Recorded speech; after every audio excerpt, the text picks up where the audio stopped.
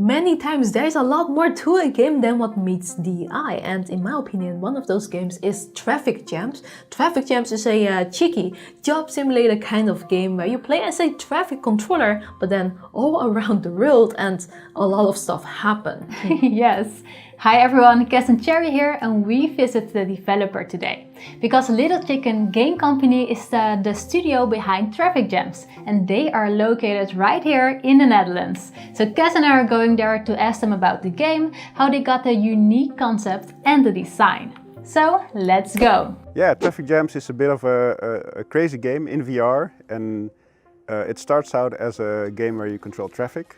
And when you do that, all kinds of silly things start happening, and cars start crashing, meteor starts falling down, big monsters run by. So yeah, basically it's a traffic controlling game. Yeah, so the core mechanics are really simple, and that's also how we started with Traffic Jams. Actually an idea of one of our founders as well, Senne. He said, wouldn't it be great if you would be in VR and just go like this and this with your hands, right, to control traffic. We built a quick demo for the game, tested it out with a few people, and right from the start they were like, oh, I get this, and they were talking to the people in the game, they were jumping around and screaming at the cars. So for us that was a good indication to say, okay, this might work if we make it into a full game. But the simple core mechanic is basically, yeah, pointing at a car, making it stop, pointing at a car, making it go. And everyone can sort of understand it. So Dennis, the piece I got to control the area. We like to do a lot of things in-house as much as we can because we're a very creative, weird bunch of people here.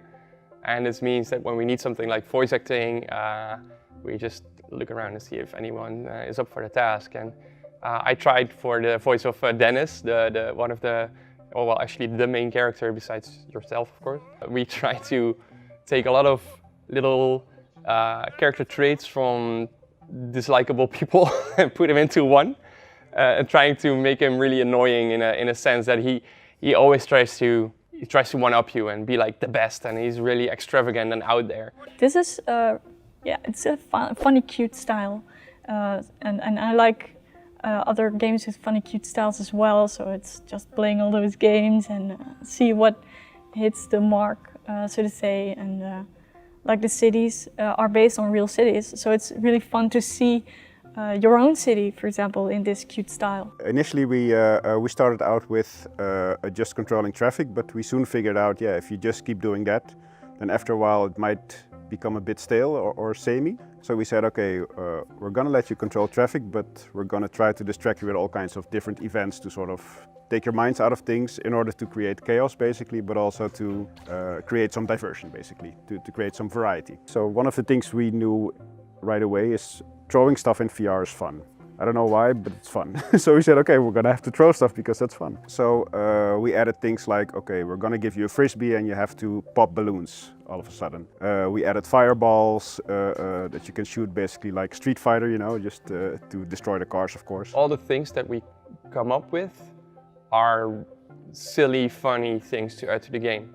I've worked on quite a few games before, and Traffic Jams is the first game where it didn't matter when or how we were testing in the process, new ideas were coming up. Usually when you work on a game for a long time, you get a little bit tired, or you know the game a little bit too well, so you just test it and want to get it out of the way. But every single session with my colleagues or the testers, there was always somebody laughing about something in the game. Yeah, that's something I've really enjoyed working on Traffic Jams. And besides that, we also added a lot of crazy things in the background for you to notice, because yeah, you're constantly looking at all the pedestrians and cars. We just wanted you to have fun just doing that, basically. So there's people with all kinds of crazy hats and crazy outfits running by. There's a guy dressed in sausages, literally.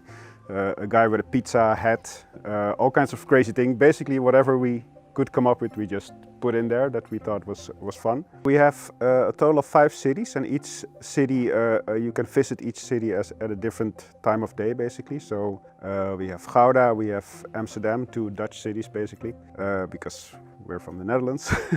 And then we also went for some, yeah, let's say famous cities, because yeah, we thought it would be nice if people would sort of recognize the setting that they were in from real life. So we added Paris, we added New York and Tokyo.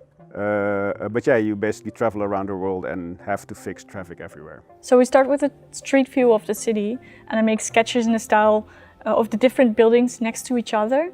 And usually you see quite fast what city it is. And then there's also the star buildings, like the Eiffel Tower, something that is really iconic in itself. The first thing you think about when you think about Paris. And next to that, because it's VR, you want to have like these really impressive scenes because you're so immersed. So we added like these set pieces, which basically sort of shake up the whole scene basically. So we have, when you're in New York, it's one of the later levels. All of a sudden you get these warnings that the meteors are coming in, and all of a sudden the meteor starts falling down, which of course causes a big chaos again, which is what we want to do in the game. Yeah, we want to make it feel alive. So it's more than just a game. If you look around, there's life. It's as if they live there. And it's nice when you play it a couple of times, you start noticing more stuff. And it actually never stops. There's always this tiny little detail somewhere. Especially in the New York scene in Times Square. You have a lot of screens showing different ads. So you dive into that world and what movies would they watch or what products would they buy. Make it convincing in this world, and all of the ads are funny jokes. So we have Vegan Bob and he's a butcher. And we have funny cheese commercials because we are Dutch, of course. Yeah, that was really fun because it's just brainstorming about making jokes, basically. The people at Vertical mentioned it would be really great if you would have a mode in there to bring people together, because it's such a title with such a broad appeal, right? It could appeal to everyone in the family because of the look and because of the setting. We immediately somehow bumped into the idea of, okay, if there's someone in VR, we want to connect them with people outside of VR in a way. And we know it's hard to do that with giving everyone VR helmets, because usually in a household there's not 5 VR helmets, right?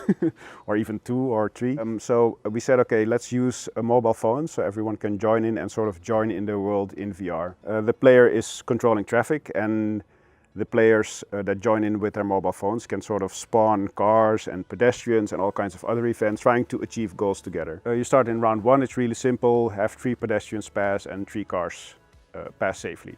So the people on mobile phone have to spawn the cars and the pedestrians, and the one in VR has to make sure that they pass safely. And then in the second round, for example, we say, okay, you have to kill 3 zombies. And the people on the mobile phone can spawn the zombies, but the person in VR has to make sure they don't get run over because he has to punch them. So we really used all the mechanics that we have in the game and use that basically to build up the difficulty level. So you have to work together, and that sort of also ignited the communication between the people. And that's, I think, where the most fun happens if you look at multiplayer. If people start talking together and start saying, hey, I need this or do that, no, you're doing that wrong, and that's what we wanted to have in the game. I could be playing this at home in my VR, and if I share my screen through Discord, anyone from all over the world could join in through their mobile phone. So in that sense, it's not really local, but I think the most fun is had when you're in a room with friends, of course, if it's possible, again, with all these COVID things. If you would be in the same room together, because then you would have like, yeah, this interaction that makes it fun. I've been pestering a lot of colleagues with going into meetings, being like, oh hey, and talking like that for a little bit. And I'm hoping that this character will land with the player and be as annoying and as well as likable as we tried to make him. Yeah, well, developing, we had a lot of crazy ideas. And in this version, we based it on cities that we know, but we had a lot more crazy stuff in mind that I would like to see in there. I don't know if I want to spoil it, but... Well, I hope people enjoy playing it, of course. We had a lot of fun making it. I hope that shines through in the game. Yeah, and I'm really looking forward to see what people think of it and how they enjoy it, basically. All right, welcome back. Wow, I thought that was pretty fun to listen to the devs talk about the game. You can see the passion that they have for this game. And I also really enjoyed the fact that now I've talked to them. When I jump into the game, I notice a lot more detail. Like before, I was a lot more focused on just the core gameplay mechanics with the traffic controlling part. But now I take my time to look around, and then I see more stuff. For example, in the Tokyo map, I now look at those invented ads, and I'm like, oh yeah, that's really, really funny. I really enjoyed that I know the background story now. I enjoyed that. Yeah. Aww. And I also hope you liked watching the video as well. And a big thanks to Little Chicken Game Studio and Vertigo Games for inviting us over.